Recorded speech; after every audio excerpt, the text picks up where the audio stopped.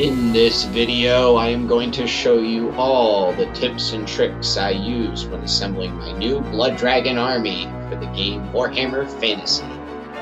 This is an ancient vampiric bloodline of noble knights, descendants of the mighty Aberash. In battle, Blood Dragons command elite strike forces of skeleton black knights, or sometimes grave guards. The vampire leaders of the force are always cladded head to toe in armor, and are unmatched duelists, always looking for an opponent to test their combat skill. While the Blood Dragons might not be the most gifted wizards, they can still cast some spells. But really, they have more in common with Warriors of Chaos than they do with most undead armies. You can't take a lot of your normal troops, such as zombies or bats. Instead, you are really limited to this extremely small strike force of badasses. That sounds really cool to me. We already have a local undead player who tends to run a lot of hordes, so I figured why not try and do the opposite.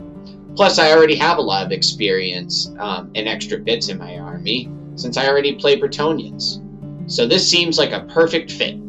Making this army was a bit of a personal challenge to get some extreme hobby work done for some upcoming games. This whole thing was done in 1 week, on a super low budget, no Nuln Oil or inking was needed, and not even an airbrush. I did my best to document the whole process. I'll go over all the tips and tricks I use to make this army, so stick around and enjoy the video. So to begin the process, we're going to do a little bit of Stillmania, as it's known amongst the fantasy community. We're going to plan out our 2,000 point list, and we're going to get inspired. How do we do that? We gotta read through the army rulebook. My choice of inspiration is going to be the 6th edition Vampire Count army book. There are many reasons I love this army book. Nostalgia, beautiful artwork, and just so much creativity when it comes to potential of building an army.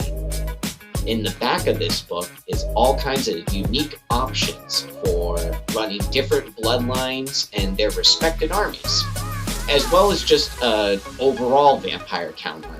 There's like 6 or 7 different ways to play your force here. Absolutely brilliant. The other big charm of this book is you have a large tool set of magic items. Unfortunately, these are one of the things that Games Workshop kind of cut back on with each later edition of Warhammer Fantasy. Now, they did somewhat redeem themselves with the 8th edition big rulebook, adding quite a few new common items to the game for any army to take. But the way I look at that is, why not play a 6th edition army, have all the cool items there, and then use all the stuff for 8th edition? Get twice the amount of options. I'm alright with that. And yeah, we'll be taking a little bit of a hit using this older rulebook. Some of the stuff's a bit overpriced, but you know what? With some good tactics and planning, I think we can overcome all of that. So plan out your list, bust out that pen and paper, and start writing down all of your ideas, coming up with cool names for your characters, builds and loadouts, same with your units, and make sure you have that 8th edition or whatever edition rulebook handy, just in case you need to check some stuff while you're making your army. Double check any points for magic items that you might be needing. Now that we got an idea of what we want for the army, we got to go through all of our bits and pieces, figure out what exactly we're going to need to actually make this dream become reality. For general purpose building, I like to use the Gorilla Super Glue I got in the picture here. I find it works pretty well with all materials. If you know that you have a material that works with the Games Workshop plastic glue, that'll work fine as well. Also, at this stage, it's very helpful to have some clippers. I like to use those little shish kebab pokey things, very useful as well, and some paper towels. In my case, building a mostly knight force, finding enough horses is going to be the key thing, as well as whatever weapon I want to kit out most of my guys with. In this case, it was lances. Now, I didn't necessarily have enough lances, but what I realized is anything that kind of is a pole arm or reaching that length of a spear, kind of lance in between area, any of that stuff's going to work fine. Be creative with your options. You don't have to be super precise. As long as your opponent can look at your units and figure out what the heck is going on, that's fine. Plus, a lot of times you're only using the lance on the first round of combat. After that, your warriors need to ditch that thing and draw arms. So I really don't see any harm having a couple of guys mix in with lances and a couple of swords or one-handed axes. That's totally cool. Again, you just want people to be able to look at it and know what your unit's got. So after I picked out all the bits and pieces to the army, I'm going to start doing some customization, some sculpting. In this case, a lot of my skeleton horses are a little bit on the, no pun intended, bare bones side. So I figured if they're going to have barding, I'm going to have to make it. So what I did was I sculpted a little bit of like kind of a thick fabric that's going to wrap around the top of the horse, could double as a saddle. If it comes out a bit raggedy too, like scratched up or whatnot, you could say that this is some of the rotten skin that still remains on the horse and kind of serves as a pseudo barding. I think that's totally, fun idea. I also decided very early on that a big theme and kind of story element of my army was going to be about a border prince fleeing his realm in a stagecoach with all of his valuables loaded on board. He would be accompanied by all of his best knights and retinue, unfortunately only to be ambushed later on down the road by my lead vampire. His knights, as well as his stagecoach, will serve as the foundation of my blood dragon army. This is also why aesthetically I plan on mixing a lot of Bretonnian and Empire bits in my collection with my undead. All in all, this planning and building process takes about a day and a half-ish. So, don't rush anything too much and enjoy it. If it takes a little bit longer, no problem at all. In fact, I think the more time you plan on spending with the army in terms of the hobby side, you should really focus in on these early stages and really take your time with it. It'll reward you later on. But we're not quite done building yet. Now that we've got all the models ready for battle, we need to have them glued onto the base. I like to use a hot glue gun and a bit of super glue for this process, but before we even put them on the base, we want to give a little bit of variation. So what I like to do is put a couple of little pink foam rocks. You basically just rip and tear at the foam and glue at your leisure onto the bases. That'll add some nice elevation variation amongst your unit. In addition to that, I would recommend not doing it on every single base. You want some flat land. Do like maybe a third or so of the bases with like a bit of variety. Also, I'm not the least bit concerned about any of the hot glue that gets on the bases. Some of these bases just in fact are 225s merged together. All that hot glue on the top is going to get completely drowned out by the end. We're going to be putting sand and grass and all kinds of other effects over it. And again, if anything, it's going to help give that slight bit of height variation on the ground, which I think is much more realistic personally. After that, we're going to glue everyone onto the bases, spray paint the knights. I have the black coach and the dragon also being built on the side right now, but my primary focus is getting this big block of knights spray painted and ready for battle as quick as possible. I know that this is going to be the majority of the labor, and I just want to get right to it. So now we got to assemble all of our paints. When it comes to paints, I do like to use the Games Workshop products for sure. I also use the Vallejo and a bit of Army Painter brand products as well.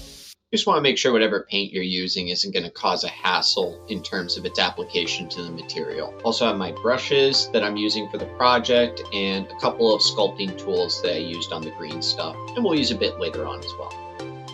On the left side is a bunch of contrast paints that I'm going to be experimenting with on these models. Using these contrast paints and normal paints highly watered down is going to replace the inking steps of traditional painting. And then on the far right side are kind of all the optional paints that I have for this project. Some of them I didn't even end up using, but if you're attempting a similar thing, I think they'd be nice to have.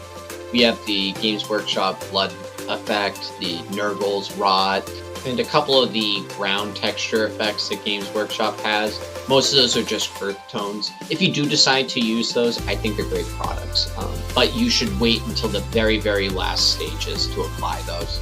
So before you start your painting process, I highly recommend having some kind of video, either like this or, I don't know, movie, anything you can think of in the background to entertain yourself on. It's going to definitely be a very long process. This is majority of the work. One of the videos that I had on while I was making this army was, I believe, Eric's Hobby Shop. A video about his vampire counts and how he did the white blades. That was a direct inspiration for how I did all of the blades in this army. I just thought it was such a cool effect, and it totally makes sense. Another thing I have on in the background oftentimes is my friend's antics in our local Discord channel. Currently the game of interest is hardcore World of Warcraft, so I've been watching the lives and deaths of many of their characters. I invited this guy that was over here, and he was killing them like right next to me, and I invited him, and then he dropped group, and I didn't realize. So I pulled a group of 3, and then I looked at my party and was like, oh shit, I'm by myself. I tried to run away, my sprint was on cooldown, I didn't have any fucking health pots, and like my gouge, they resisted, and that was it. Anyways, once you've got your chosen form of entertainment on in the background, I would recommend you start with the base colors of your units. So the way that I'm doing this is I'm taking each block of 10 knights. I'm going to give each one kind of a unique color theme. One with maybe some purple barding, another one that's going to have black. But we want an overall color scheme that's going to feel unified. So regardless of the unit, I'm going to have a lot of reds kind of present, you know, for that classic blood dragon aesthetic. Also could use the color of the horses as another way to kind of unify the units. And then when I decided what color I wanted the white blades to be, that actually informed me what I wanted the secondary kind of strongest color to be in the army, which is a lot of greens. Now, with greens and reds, you got to be careful kind of avoiding that Christmas color tone. And I think we did a pretty good job at that at the end of the day. You'll have to tell me what you think. The base colors is also going to be a stage that takes up majority of your time. I find that it helps not to be super precise and clean here. You do want to, you know, not be super sloppy because it will create more work that you have to do in later stages of the painting process. But once we've got all the base colors down, we are going to be moving to what would normally be the inking stage, but again, there's going to be a little bit of a twist on this. What we're going to be doing instead is watering down pretty heavily the contrast paints and just some of the normal acrylic paints that we're working with already. Whatever color tone you're looking for the unit is what you're going to be using. So just to give an example, some of my units I used, I believe it's like a black Templar contrast paint. I used that heavily watered down to give a Nuln Oil effect. I used purple contrast paint, again watered down, for another unit to give them a bit more of a purple tone. And I didn't really have a green contrast paint available, so a lot of times when I'm trying to get that effect, especially on the white blades, I'm going to just be watering down the colors I already have mixed on my palette. After we've got all of our pseudo inks, you know, the contrast paints and such watered down, after we've got all that applied to the model, we are going to reapply a lot of the colors that we already did during the base layer stage as highlights. Additionally, we want to maybe not just do the exact same color, but brighten it up by mixing it with whatever kind of color seems appropriate. Either, like, as an example, if I'm trying to get a brighter red, maybe I'll mix a slight bit of orange or yellow in there, or a bit of white. We're going to do something like that in order to produce our highlights. And the more range that you want to have, the brighter you want these colors to get, the darker you want things to get. You're going to have to repeat this process a few times. Now again, this was a kind of crunch time project for me, so I'm not really going to be perfecting any of these guys too much. I'm only going to be doing maybe 1 or 2 of these give and take processes of applying the ink, then doing the highlights, then reducing some areas again with the ink, then going back in again and highlighting. I'm only going to be doing it once or twice for these nights. But at the end of the day, I think we're going to get something that's more than table worthy out of this project. Also, I'm sure you've already noticed in some of my videos, but I do tend to use my hand and sometimes my table as a bit of a palette. So what can I say? I kind of enjoy working in the mess sometimes. I think it's fun. But after we're done cleaning up our messes and making sure our models look extra pretty, we are going to be gluing down a bunch of sand onto the bases. Now, trust me, these guys are not going to be living life out on a beach. Just trust me with the process. The sand is a great foundation for 90% of base ideas. And don't get too excited, but once that sand's done drying, we're going to be busting out all of our herbs and spices. Yes, quite literally, I just like to use whatever I got in my pantry as a little bit of a grass effect. Oh man, does it smell good. And then sometimes I'll mix in a little bit of flock or something like that if I have it available. But really, you're just going to need sand and whatever herbs and spices you can bust out of the pantry. Before you go applying all those herbs, you're going to want to make sure that you do a base color over the sand. You can water this down a bit as well. It doesn't really need to be too precise, and if you get a little bit of it on the model, it can work as a mud effect. Otherwise, what you're going to want to do is just, with a watered down brush, just clean whatever paint you get onto the model and you don't want on the base. It works like a bit of an eraser, I find most of the time. It'll get it right off.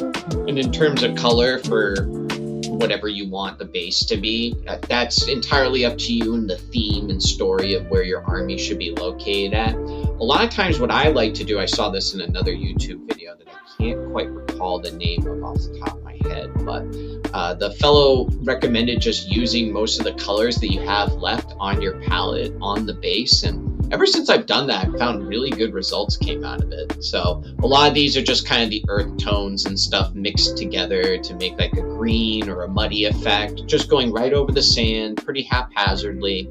And again, if anything gets on the model, just use a watered down brush to wipe it off if you don't want it there. And with that, we have the first unit of knights pretty much ready to go. I'm going to move on and do each of these in batches of 10, and that's going to make up the next 3 days of work on this army. So, yep, a lot of labor and a lot of time spent on these knights. You can see here too, my next regiment that I decided to work on, I gave some cloaks to and some barding that's all purple colored to give them a little bit of a unique flair from the other regiment I painted. Here's a little bit of a sneak peek of what's to come. Once this whole process is complete, you just got to have some faith and you'll end up with a really cool looking mini. And then just repeating this process again. Instead of purple this time, we decided to go with a lot of black and gray tones for this unit. Anything you can think of to give a little bit of flair to your units will be welcomed. And you can see too, a lot of these guys had green skeleton or zombie horses, whatever you'd like to call them. Nightmares, I think is what they actually are in the book. And as well as that, they had green flamed skulls across most of their shields to further help unify the whole company. And just repeating the same process I already mentioned for basing on these last 2 units here. And after that, we're going to be done. 30 knights ready for battle. I think after I finished all the knights, including the basing and such, I took a little bit of a count on how many days it had been so far. We're at about 4 or 5 days, and I told myself these last 2 days are going to be spent on the black coach, the dragon, and any last minute details or bits I want to be adding to the army. So I figured after all that monotonous work, painting up 30 knights, why not treat myself and work on the dragon? So even though I plan on spending a bit more time on this dragon, I'm going to be using the exact same methods that I described earlier on the knights to paint him. And that means just kind of getting all those base colors down on there, not being too precise or perfect, just wanting to get a feel of the model, and then applying watered down contrast paints and acrylics as our ink. I'm also kind of bouncing around while I'm working on the dragon, getting some of the base colors down on the black coach, as well as some of the final bits that I think will make it look cool. And yeah, once the dragon's all linked up, I'm actually going to try to use my time wisely here, and I'm scouring through my bits piles and all the stuff I have remaining and just trying to find stuff that I need to make magic items for my characters or extra banners I might need for my units, just getting that stuff done in between the drying stages of this dragon. And, this is something I was mentioning earlier. With this dragon, I'm going to be spending a little bit more time on him. So what that means is I'm repeating that process I mentioned earlier. I'm putting the ink on, building up some highlights, then retracting certain areas, going back in with the inks, and building up the highlights again. This is a long process, and it can take however long you basically want it to take, It depends how bright you want those colors to get. I would say this consumed the better part of my Saturday or Sunday, whichever day I spent working on it. This was about 5 or 6 hours of just constant layering and building of colors. But this is a dragon, and not just a dragon that is the mount of my lead vampire. So I think this is more than worthy of the time investment. It's going to be an awesome centerpiece and something that just draws the eye in when people look at the army. So I don't really mind spending the day working on a cool zombie dragon. Plus, this is a great time to kind of finalize any ideas about your character and their story and stuff. I came up with the name of my character since, your general's kind of your personal avatar in the battlefield. This blood dragon shall be named Cayman, and his mount will be known as the Fearsome Mordoon, which I just think are cool names. But, regardless of what your centerpiece or big units are going to kind of be, I think that those are just great opportunities to kind of slow down a little bit when it comes to making your fantasy army, and maybe let those kind of soak up a few more hobby hours when it comes to painting. I know that the troops can be a bit of a grind to get done, so it helps to kind of slow down a little bit and look forward to these projects when they come up. It makes the whole thing a little bit more enjoyable. And, I find, as is often the case when I paint Warhammer minis and I watch my friends paint Warhammer minis, when you put the time in, you just end up with something that is so freaking cool. And that's how I felt when I saw this dragon and it was all finished. Same with this rider. I thought these two are going to be such a duo on the battlefield, and I can't wait to start rolling the dice and getting them on the table. In fact, now that I got this dragon done and those 30 knights, I'd say we're at the very final stages of the army. This was the conclusion of my 6th day, and I had 1 day left to finish my project. Unfortunately, I didn't do quite as good a job documenting my black coach progress as I did with my dragon, but he did get around a similar amount of time and love and effort put into him. A little bit different of a case though, because the top of this model came off and I had to build and paint a whole little interior for the coach. So that was quite the process, but you'll have to wait till the very, very end to see how the black coach came out. The very last bit of labor I had to do on this army was, after all the flock and grass was applied to them, I wanted to put a couple of extra little bits on, so that meant going back through my bits pile, finding little swords to put on the ground, skulls, and also cutting up old brooms to make swamp reeds and finding little bushes to attach, and then just repeating my process of herbs and spices and flock on the dragon and the black coach.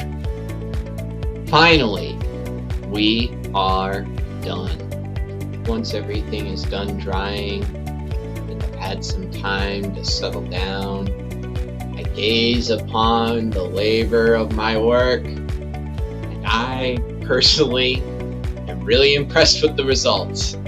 7 days of labor, and I have a new 2,000 point army of blood dragon vampire counts. I learned a lot of lessons painting this army. mainly that if I had an airbrush, it probably would have gone even faster. But using contrast paints instead of inks and just relying on watered down base colors as alternatives is totally viable and can give you great results. It really doesn't take much to make a Warhammer Fantasy army. Just going through your bits and whatever you have available, maybe ordering a couple of extra things like 3D prints or kits from Games Workshop that you think you're going to need. And above all else, just inspiration and creativity to make a super cool army. Thank you for watching the video, everyone. I hope that you learned a little bit from my hobby advice here, and if you have anything that you'd like to share, please do so in the comments below. Have a great day, and I'll see you later.